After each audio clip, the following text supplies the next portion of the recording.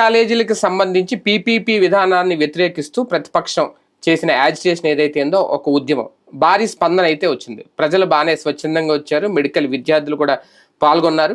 అయితే పీపీపీ వల్ల ప్రజలకు కానీ లేదంటే మెడికల్ విద్యార్థులకు కానీ కలిగే నష్టం ఏంటి, పీపీపీ వల్ల పీపీ ద్వారా నిర్వహించడం వల్ల ప్రభుత్వ మెడికల్ కాలేజీలు ప్రభుత్వానికి కలిగే లాభం ఏంటి, ప్రయోజనం ఏంటి, ఇది ప్రజలకు అర్థమైందా? తాజాగా భారీగా జనం రావడం, ఎక్కడికక్కడ మొత్తం రాష్ట్ర వ్యాప్తంగా నిరసనలు తెలియజేసిన విషయంలో ప్రభుత్వం ఏమన్నా ఇప్పుడు అలర్ట్ అవ్వాల్సిన అవసరం ఉందా? అలాగే ప్రతిపక్షం కూడా ఈ ఉద్యమం ద్వారా భారీ ప్రయోజనాన్ని పొందే ఛాన్స్ ఉంటుందా? ప్రజలకి సంబంధించిన మేలు గురించి, అదే నేపథ్యంలో నష్టం గురించి చర్చించే ప్రయత్నం చేద్దాం. సార్, వాస్తవానికి ఇంతకుముందు నర్సీపట్నంలో చేసినప్పుడు కూడా గట్టిగానే వచ్చారు జనం. ఇప్పుడు రాష్ట్ర వ్యాప్తంగా మొత్తం ఎమ్మెల్యేలు, మాజీ ఎమ్మెల్యేలు అందరూ కూడా చేశారు. ఇది ప్రభుత్వాన్ని అలర్ట్ చేస్తుందా? ఇలాంటి ఉద్యమాలు కంటిన్యూ చేస్తే ఏమన్నా భయపడి, అంటే విషయం తెలుస్తుందా ప్రజలకి, భయపడే పరిస్థితి ఏమన్నా కనిపిస్తుందా ప్రభుత్వంలో? అంటే ప్రభుత్వం వీళ్ళకి ఆ భయం ఏం లేదు. ప్రజల్ని ఎవరినైనా మేము కన్విన్స్ చేయగలము, కన్ఫ్యూజ్ చేయగలము అనేటటువంటి నమ్మకం ఉంది. కన్విన్స్ చేయాలన్న ఫీలింగ్ ఏం లేదు.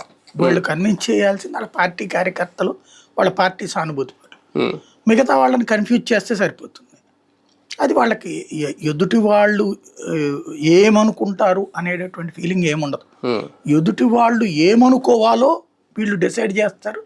ఆ డిసైడ్ చేసింది అనుకోకపోతే వాళ్ళు రాష్ట్ర ద్రోహులు, దేశ ద్రోహులు, లేకపోతే సమాజ ద్రోహులు అని ప్రచారం చేయడానికి వాళ్ళకి ఒక నెట్వర్క్ ఉంటుంది.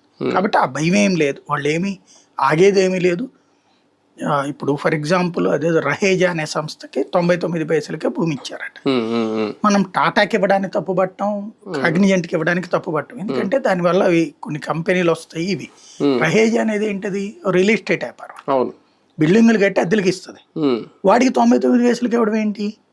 ఈ రాష్ట్రంలోని రియల్ ఎస్టేట్ వాళ్ళు అందరూ ఏం పాపం చేశారు? లేవనే వాడికి ఇచ్చేయండి, ఆ 25 ఎకరాలు కట్టిచ్చిస్తాడు, వాడే అద్దెలకి ఇస్తాడు. లేకపోతే కనుక పాప ఇక్కడ బోల్డ్ అని బోర్డులు పెట్టుకు తిరుగుతున్నారు కదా రియల్ ఎస్టేట్ వ్యాపారులు, తలకో 10 ఎకరాలు ఇచ్చేసేయండి, అపార్ట్మెంట్లు కట్టి అవసరమైతే మీరు ఒక సగం డబ్బులు తగ్గించమంటే తగ్గించి అన్న జనాలకన్నా ప్రయోజనం ఉంటుంది. వాడు రహేజా వాడు కడితే ఎవడికి ప్రయోజనం?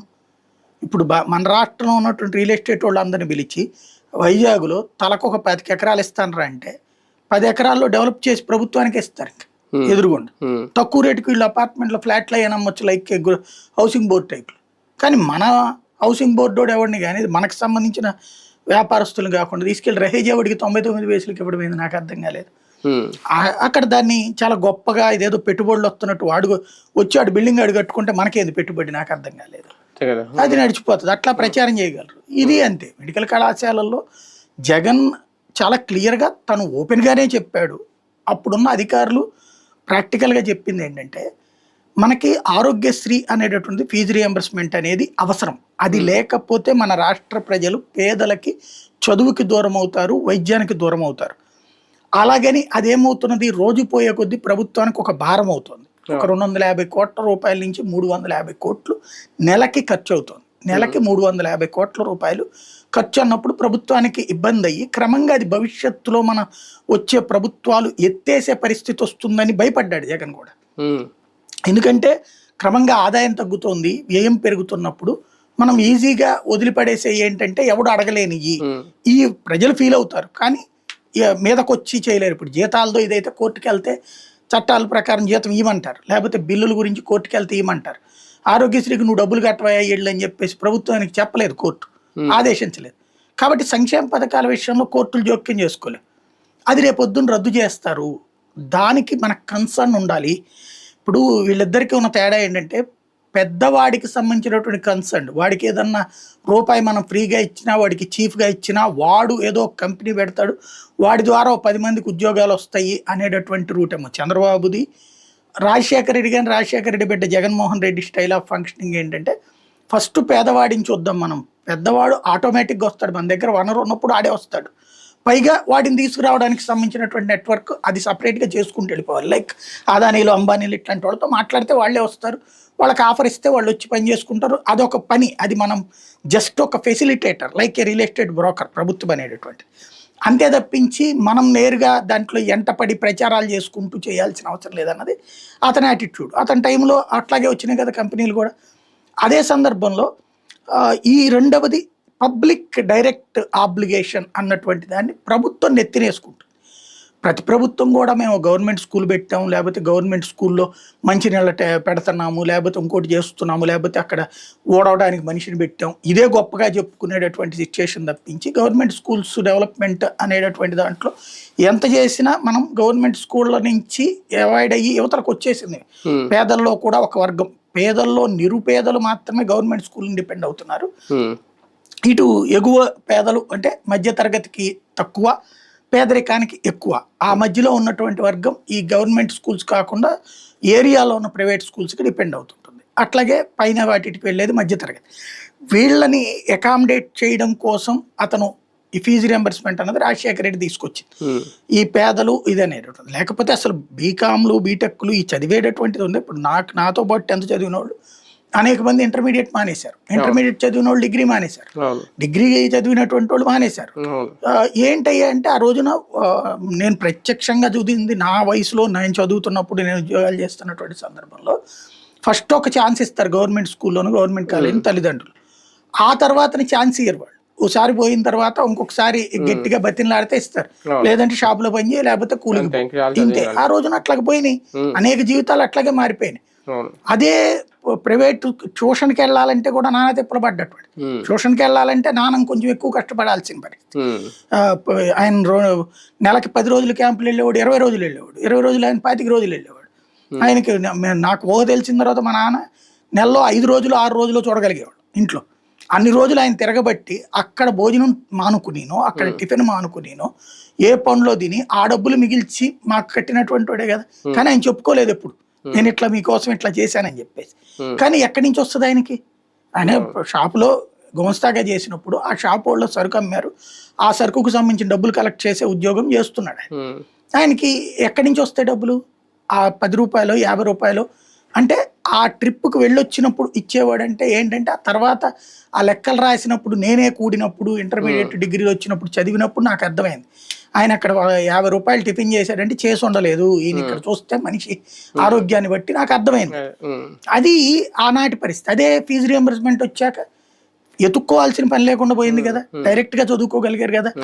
ఇది కన్సర్న్, హృదయానికి టచ్ అయ్యేటటువంటి కాన్సెప్ట్. అట్లాగే హెల్త్ కి సంబంధించి చస్తమా బతకడమా. ఇప్పుడు ఆ రోజుల్లో ఏంటి, మేము మా చిన్నప్పుడు గుడివాడలో ఉన్నప్పుడు ఆ హోమియో హాస్పిటల్కి పోయేవాళ్ళం, లేకపోతే గవర్నమెంట్ హాస్పిటల్. కుక్క గరిస్తే కూడా ఆ హాస్పిటల్కి వెళ్ళి ఇంజక్షన్లే, ప్రైవేట్ హాస్పిటల్కి వెళ్ళి ఫీజులు పెట్టి చేయించుకునే సిచ్యువేషన్ కాదు. ఒక్కసారి నా చెయ్యిరిగినప్పుడు ఎపెండిసైటిస్ ఆపరేషన్ లాంటివి చేస్తే 3 ఏళ్ళు పట్టింది ఆ డబ్బులు నెల జీతంలో కట్ చేసుకోవడానికి నాన్నకి. అలాంటి సిచ్యువేషన్ చూసాం. ఈవెన్ నేను జాబ్ చేసేటప్పుడు చాలా తిప్పలు పడ్డాం, ఏది అడ్వాన్సుల కోసము, లేకపోతే అప్పులు కోవటము, నానా తిప్పలు పడినటువంటి పరిస్థితి. అప్పటిదాకా బాగా క్లోజ్గా ఉండేటువంటి ఫ్రెండ్స్ కూడా అప్పు అనేటప్పటికి దూరం అయిన వాళ్ళు, బంధువులు కూడా అప్పటిదాకా బాగా ఉండేటటువంటి కూడా మన దగ్గర ఎక్కడ ఉంటే డబ్బులు, అప్పటిదాకా మా దగ్గర అంత ఉంది ఎంత ఉందని చెప్పిన వాళ్ళు కూడా అడిగినప్పుడు డబ్బులు ఇచ్చే పరిస్థితి లేదు. ఆ తర్వాత మన దగ్గర కొంచెం బాగున్నప్పుడు ఏముందిలే మామూలుగా కట్టలేరేమో అని అనుకున్నాం కానీ మీరు నిలబడ్డారే, ఇట్లాంటి మాటలు. అంటే దట్ మీన్స్ మనకి మన జీవితంలో విద్యా వైద్యం అనేది ముడిపడి ఉన్నాం. జగన్ దాంట్లో తీసుకొచ్చిన ఫార్ములా ఏంటంటే వాళ్ళ అవసరం తీర్చాలి, అట్ ద సేమ్ టైం సమస్య పరిష్కరించాలి. పరిష్కరించడం ఎట్లాగా అంటే ప్రభుత్వం భారం తగ్గించాలంటే ప్రభుత్వంలో ఖర్చు పెట్టేదాన్ని తగ్గించాలా.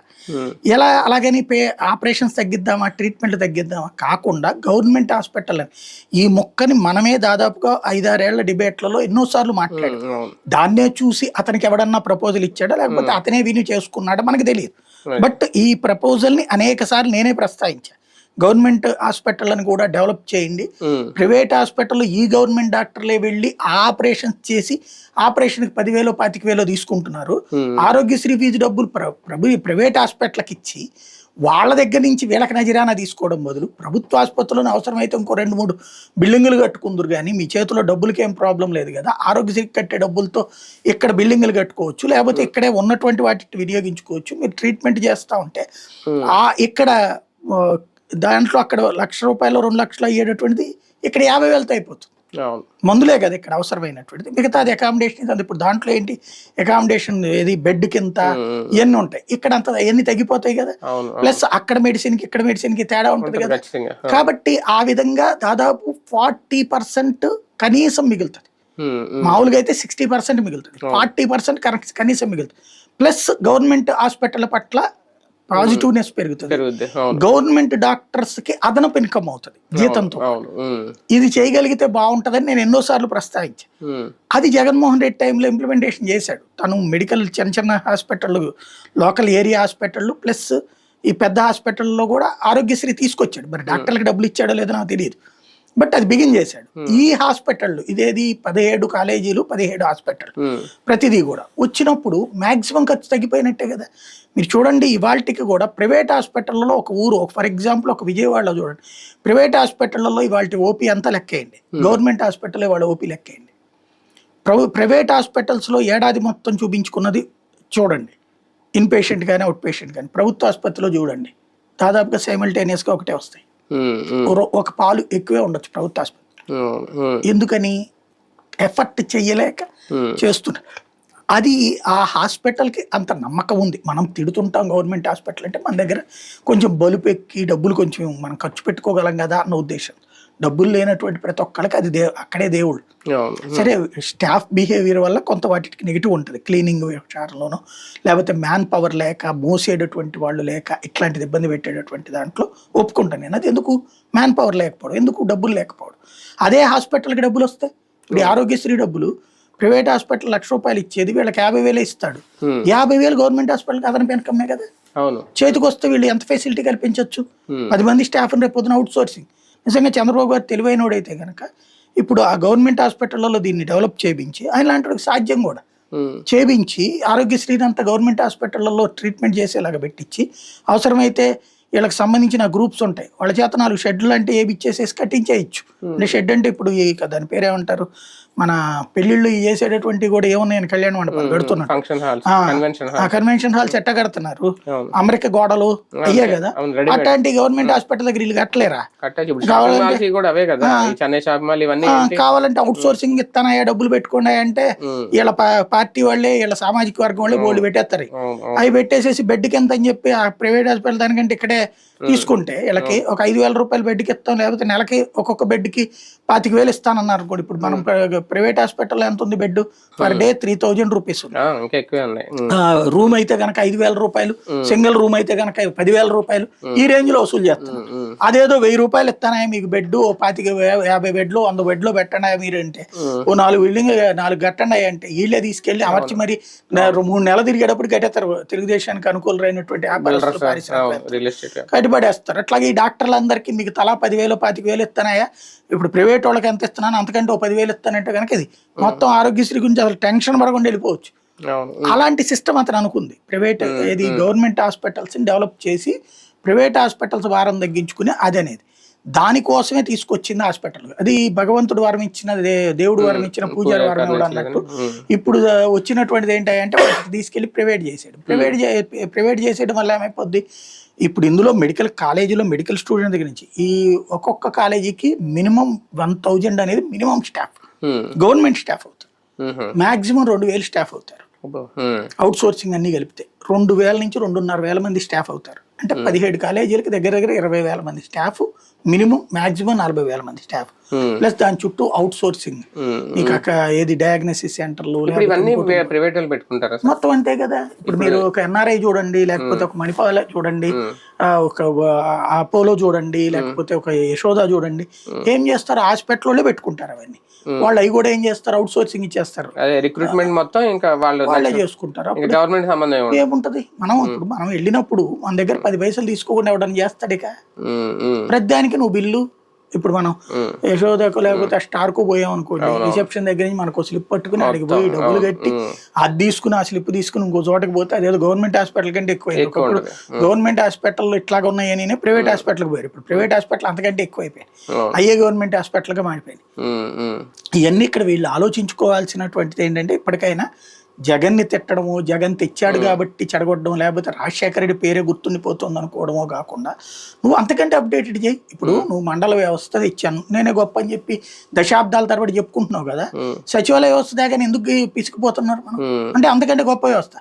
నీ వ్యవస్థ కంటే తర్వాత వ్యవస్థ తెచ్చానని చెప్పి జగన్ ఆ వ్యవస్థలో నేనెందుకు జోక్యం చేసుకోవడం వదిలేదే. అంతకంటే అప్డేటెడ్ వెర్షన్ తీసుకో. కానీ వైద్యం విషయంలోను వైద్యం చదివే విషయంలో రెండింటిలోనూ మీరు చెప్పిన సఫరింగ్ అయితే కనిపిస్తుంది, ఇప్పటికీ కనిపిస్తుంది. అది భయం కూడా వేస్తుంది. నేను వచ్చిన విద్యార్థులు వీళ్ళందరూ చూస్తే అదే అర్థం అవుతుంది. ఫ్యూచర్ ఏంటని భయంతో కూడా వచ్చిన వాళ్ళు చాలా మంది ఉంటారు. ఇది ప్రజలకు అర్థమయ్యేలా చెప్పే విషయంలో నిన్న యాజిటేషన్ కానీ ఇంత ముందు చేసిందంటే వైసీపీ సక్సెస్ అవుతుంది. ప్రజలకు వాళ్ళు ఒకటే ఉన్న వాళ్ళు ప్రజలు ఎప్పుడైతే వచ్చిందో it's already in debate. Media, social media వీళ్ళందరూ ఏమి విద్య లేని వాళ్ళు కాదు కదా. వీళ్ళందరికీ తెలుసు. ఈవెన్ తెలుగుదేశం సానుభూతి పరిలో కూడా ఈ విషయంలో కొంత ఇది ఉంది. కాకపోతే బాబు గారు ఏదో మంచి ఉద్దేశంతో చేస్తున్నారులే అని సర్దుకునే వాళ్ళు సర్దుకుంటారు, ఫీల్ అయ్యేటటువంటి వాళ్ళు ఫీల్ అవుతారు. కాకపోతే చర్చ నడుస్తోంది. అయితే దీని ఒక్క ఆధారం వీళ్ళు అట్లా ఆలోచించారు కదా, దీంతో ఓట్లు పోయేదే ఉంది. మన వాళ్ళందరూ మనకి మేజర్ ఇది మెడికల్ అనేది చాలా మేజర్ ఇష్యూ అనుకోరు. అంటే మీరు ఎప్పుడైనా సరే ఒకటే గుర్తుపెట్టుకోండి, తెలుగుదేశం ఫార్ములా ఎట్లా ఉంటదంటే చేస్తున్నంతసేపు ఈవెన్ జగన్ అయినా అంతే, కేసీఆర్ అయినా అంతే, మనం ఆ పవర్ లో ఉన్నప్పుడు మన చుట్టూ ఉండి వాగే వాళ్ళు ఉంటారు. వీళ్ళు పెద్ద పెద్ద ఐఏఎస్లు అయి ఉంటారు, ఐపీఎస్లు అయి ఉంటారు, ఒళ్ళు బలిసిన వాళ్ళు అయి ఉంటారు. ఆర్థికంగా వాళ్ళ మాటలు ఎట్లా ఉంటుందంటే చాలా చిన్న చూపుగా ఉంటుంది. ఆఫ్టర్ ఆల్ అన్నట్టు ఉంటుంది. ఇది ఆఫ్టర్ ఆల్ ఇష్యూ అన్నట్టు ఉంటుంది. ఇది పెద్ద ప్రభావితం కాదన్నట్టు. వాళ్ళ స్టేటస్ గురించి ఈ నాయకులు మెదళ్లలో ఎక్కువ పెట్టుకుని ఆలోచిస్తా ఉన్నప్పుడు ఆడు కూడా చెప్తున్నాడు కదా మనం చేస్తుంది రైటే, లేకపోతే ఆడు చెప్పింది రైటే అనే ఫీలింగ్ లో ఉంటారు తప్పించి ఓటేసేది ఈడు కాదు, ఓటేయించేవాడు ఈడు కాదు. నీ చుట్టూ ఉన్న ఆఫీసర్ ఓటేయించలేడు, నీ చుట్టూ ఉన్నటువంటి ధనవంతుడు ఓటేయించలేడు. అయితే గీతే నీకు సాకారంగా 10 లక్షలు 1 కోటి రూపాయలు ఇవ్వగలుగుతాడు. కానీ ఓటేసేటటువంటి వాడు వాడికి తట్టుకోలేని బాధను నువ్వు క్రియేట్ చేస్తున్నావు. ఆరోగ్యశ్రీని దెబ్బతీయడం ద్వారా తట్టుకోలేనటువంటి బాధ. నేను మొన్న వీడియోలు చేసినప్పుడు రోడ్డు మీద మామూలుగా మనం వస్తున్నప్పుడు కనబడ్డటువంటి వాళ్ళు 3-4 మాట్లాడేదే అన్నారు. సార్ ఇన్సూరెన్స్ ఉంది మాకు, ఇప్పుడు వాళ్ళు ఇన్సూరెన్స్ అంటున్నారు, universal health card insurance link up అంటున్నారు. నాకు ఇన్సూరెన్స్ ఉంది, దాదాపు 7-8 ఏళ్ళ నుంచి కడతాను. కరెక్ట్గా టైంకి వచ్చాక నా డయాగ్నసిస్కి డబ్బులు లేదట, ఇది వర్తించదట, నా జాయినింగ్కి వర్తించదంట, నాకు స్టార్టింగ్ ఫీజు వర్తించదంట, ఇది కన్సల్టేషన్ ఫీజు, కేవలం ఆ ఆపరేషన్కి అయిన ఖర్చు మాత్రమే వరిస్తాడంటున్నాడు అనేది ఒకళ్ళకేమో ఆపరేషన్ తర్వాత బెడ్కి ఇంత అన్నారండి, మిగతా ఫుడ్ గిడ్డు ఇది లేదండి. ఇప్పుడు ఆరోగ్యశ్రీలో ఏంటి అసలు ఇంకేమీ లేదు, వెళ్ళి కూర్చుంటున్నాడు, ఆపరేట్ చేయించుకుంటున్నాడు, పడుకుంటున్నాడు. కన్సల్టేషన్ దగ్గర నుంచి డిశ్చార్జ్ దాకా. జగన్ అయితే డిశ్చార్జ్ అయ్యాక ఇంటికి వెళ్ళి అతను లేసే రోజు దాకా ఆరోగ్య ఆసరా అని చెప్పి డబ్బులు కూడా ఇచ్చాడు ఇంటికి పోయాడు. రాజశేఖర రెడ్డి టైంలో 500 రూపాయలు చేతికి ఇచ్చి పంపించేవాడు ఇంటికి వెళ్ళేటప్పుడు ట్రాన్స్పోర్టేషన్ ఖర్చులు. జగన్ వచ్చాక ఈ సిస్టమ్ పెట్టాడు ఆసరా అని చెప్పేసి. అంత చేసుకొచ్చినప్పుడు నువ్వు అదంతా తీసిపడేసి లేదు అవసరం లేదు యూనివర్సల్ హెల్త్ కార్డు పడేస్తే insurance. Very simple logic. Universal health card 5 లక్షల మందికి ఇచ్చావు, 5 లక్షల మందికి తలా 1000 రూపాయలు అనుకుందాం, 500 కోట్లు అవుతుంది కదా నీకు. ఇది 300 కోట్లే కదా. ఈ మాత్రం కామన్ సెన్స్ ఎందుకు ఆలోచించట్లేదు ప్రభుత్వం? అంటే బయటికి ఈ నాటకం ఆడతా రేపు పొద్దున 100-150 కోట్లు ఆ ఇన్సూరెన్స్ కంపెనీలకు ఇచ్చేసేసి మిగతా అది ఇవ్వకుండా వదిలేస్తుందా? అలా వదిలేస్తే రేపు పొద్దున మీరు నేను హాస్పిటల్లో ఉన్నప్పుడు ఆ డబ్బులు ఇస్తాడా? వాడేం పిచ్చోడు కాదు కదా, వాడు నష్టపరుచుకోవడానికి. వాడు 500 కోట్లు ఎక్స్పెక్ట్ చేసిన 150 కోట్లు వస్తే వాడు 50 కోట్లకే ఒప్పుకుంటాడు, మిగతా రిజెక్ట్ చేస్తాడు. అప్పుడు వీళ్ళు ఏమంటారు, ఇప్పుడు నేను బాబు గారు ఎక్కడో మాట్లాడింది, వాళ్ళు డాక్టర్లు అందరూ ట్రోల్ చేస్తున్నారు, డాక్టర్లకి అవగాహన లేకుండా పోయింది, డయాగ్నోసిస్ చేయడం చేత కావట్లేదు, పిచ్చి పిచ్చి డయాగ్నోసిస్లు చేస్తున్నారు, చదువు ఒకటి డయాగ్నోసిస్ ఒకటిలాగా ఉందని. రేపు పొద్దున అట్లా డాక్టర్లు హాస్పిటల్లో నిందిస్తారు. అప్పుడు యాక్సెప్ట్ చేస్తే హాస్పిటల్ డాక్టర్లు యాక్సెప్ట్ చేస్తారా? ఆరోగ్యశ్రీ విషయంలోనే మొన్నటిదాకా జగన్ని నిందించినటువంటి వాళ్ళు మొదట్లో 3 ఏళ్ళు బాగానే చేసుకొచ్చాడు, కరోనా దగ్గర నుంచి అతను సరిగ్గా చేయలేదని తిట్టుకున్నారు వాళ్ళు. బాబు వస్తే సెటరేట్ చేస్తాడు అనుకున్నారు. ఎందుకంటే బాబు టైంలో క్రిందటిసారి ఆ కుటుంబరావు గారు ఎవరినో పెట్టారు, వాళ్ళు 2 నెలలకు 3 నెలలకు ఒకసారి బిల్లింగ్ ఎప్పటికప్పుడు ఇస్తుండేవాళ్ళు. కొంత ఏదో తినేటటువంటి టీం ఏదో ఉండేదట సిబ్బంది, వాళ్ళు 25 రూపాయలు ఎక్కువ వేసుకున్నారండి మీరు బిల్ అని చెప్పి 20 రూపాయలు తగ్గించినట్టు చూపెట్టి వీళ్ళ డబ్బులు వీళ్ళకి ఇచ్చేవాళ్ళు. తద్వారా పర్ఫెక్ట్గా ఉంది, జగన్ వచ్చి చెడగొట్టాడు అది అన్నటువంటి ఉద్దేశంతో డాక్టర్లు అందరూ వీళ్ళకేసారు. ఇప్పుడు వాళ్ళ ముద్ద లాగేస్తే డాక్టర్ ముద్ద పోయా, పేషెంట్ ముద్ద పోయా, పైగా ప్రజలకు విద్యార్థులకు వచ్చినటువంటి నోటి దగ్గరకు వచ్చినటువంటి ముద్ద తీసేస్తున్నాం. అదేమంటే ప్రైవేట్ అంటే ఇది కాదంటూ దానికి ఏదో ఏ అంటే ఏ కాదు, ఆ అంటే ఆ కాదు అని చెప్పి, పీపీపీ అంటే ప్రైవేట్ కాదని చెప్పేసి తెలుగుకి తెలుగు ట్రాన్స్లేషన్, ఇంగ్లీష్కి ఇంగ్లీష్ ట్రాన్స్లేట్ చేసి చెప్తున్నారు అనమాట. అది విచిత్రం. కానీ ఇక్కడ అంటే తెలుగుదేశం పార్టీ కానీ లేదంటే పవన్ కళ్యాణ్ గారు కానీ, ఇందులో పవన్ కళ్యాణ్ గారి ఇన్వాల్వ్మెంట్ చాలా వరకు లేదు ఇక్కడ. అంటే టీడీపీని చూసో బాబు గారిని చూసో ఆయన భయపడుతున్నారా, ఆయనకి తెలియదా చాలా విషయాల్లో స్పందించే పవన్ కళ్యాణ్ ఇక్కడ వైసీపీ ఎంత యాజిటేషన్ చేసినా ఇంకా సైలెంట్ గా ఉండడాన్ని ఎలా చూడాలి? అంటే ఆయనకి చాలా అవగాహన లేని వాటి మీద మాట్లాడు నెంబర్ 1. రెండవది, అవగాహన లేకపోయినా బాబు గారు ఏదైనా ఫీడ్బ్యాక్ ఇస్తే దానికి అనుగుణంగా ప్రత్యర్థిని చీల్చి చెండాడడానికి ఉపయోగిస్తాడు తప్పించి సమాజానికి పనికొచ్చేది ఓపెన్ గా తెలిసిందే కదా. అదేది దాని పేరేంటది, సీజ్ ద షిప్. ఆ రోజున పెద్ద అవగాహన పెట్టుకున్నా అన్నాడు, వెళ్ళాడు. ఇప్పుడు ఏమైంది, ఏం నడుస్తుంది? ఇప్పుడు ఎర్రచందనం అంటే శ్రీవారి రక్తం నుంచి అని చెప్పినట్టు ఉంటది. ఆయన అదొక విచిత్రం. కాకపోతే ఏంటంటే ఈయనకి ఎట్లయితే భక్తులు ఉన్నారో ఆయనకి భక్తులు అట్లాగే ఉంటారు. కాబట్టి ఈ భక్తులతో మాట్లాడేటప్పుడు మనం ఏం చేయలేం.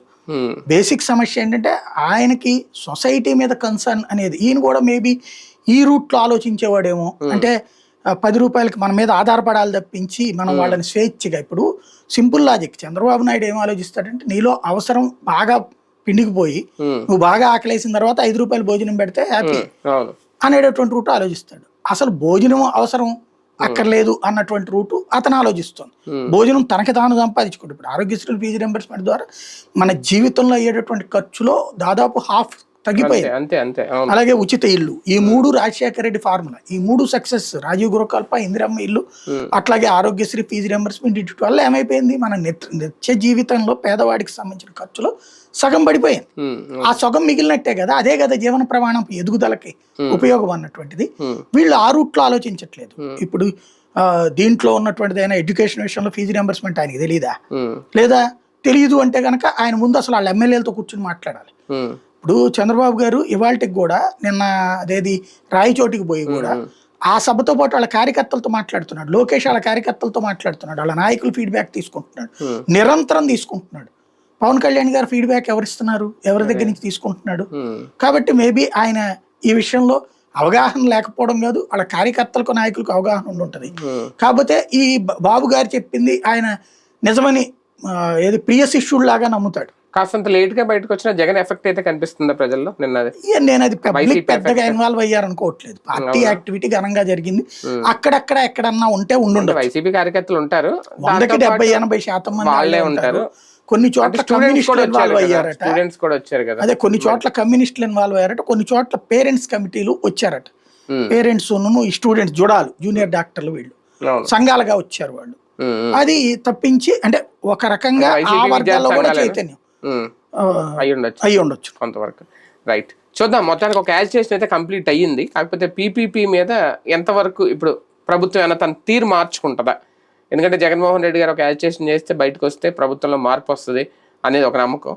ఇది ఈ విషయంలో చేస్తారా, లేదు మాకు ఇవన్నీ సంబంధం లేదు, మా పని మేము చేసుకెళ్ళిపోతాను ముందుకెళ్తే ప్రజల నుంచి ఎలాంటి వ్యతిరేకత ఎదుర్కోవాల్సి వస్తుంది భవిష్యత్తులో కూటమి ప్రభుత్వం? వేచి చూద్దాం.